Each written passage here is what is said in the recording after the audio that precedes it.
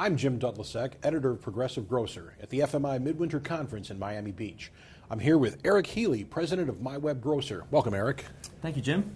The PG team was really excited by the announcement of the new Samsung Family Hub smart fridge. Could you talk a little bit about MyWebGrocer's partnership on that app and the app that drives the Family Hub fridge, and how you see this technology really changing the game for grocery retail? Sure. We were absolutely thrilled to join MasterCard in a more formal relationship, as well as a current customer, Wakefern and ShopRite, with the enablement of the smart fridge with Samsung. As MyWebGrocer's position in terms of an end-to-end solution provider, these requests really aren't all that uncommon, right?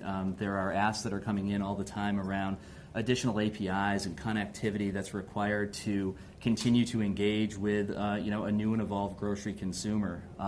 So from an API perspective, payment processing and a relationship with MasterCard in terms of ultimately how we get smarter about interactions and making ties between customer and their choice of grocer is critically important to us. We love the evolution of kind of where payment processing is ultimately going and how we can support that on the transactive side and from a platform perspective. With ShopRite, it's just a natural extension for them in terms of another way to respond to customer demand around increased ways where they can shop, increased convenience, and obviously technologies is fueling that. So we view ourselves in that regard as a solutions provider, right, in providing appropriate connections from a technology perspective to enable those two things to happen. So ShopRite from an enablement perspective in terms of the shopping by way of now a refrigerator, and then MasterCard in terms of ultimately how we transact. I think there tends to be an assumption by many that online grocery shopping is going to be predominantly the domain of younger, tech-savvy shoppers like millennials. Are you finding that to be true, or does online shopping sort of transcend those generational boundaries?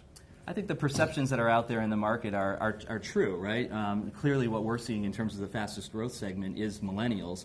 But it also doesn't discount kind of, an older senior market where they've commonly been referred to as shut-ins, right, who are using click and collect or the shop online and have a home delivery solution be of value to them, right, given kind of their life stage and their needs at a moment in time. Certainly in terms of core data set, right, millennials continue to be the fastest growing shopper. But I wouldn't isolate that. I mean, we see broad spectrums between the ages of 24 and 54 in terms of that core shopper who is increasingly taking a look at online shopping as a solution for them to drive just added efficiencies as they go about their day.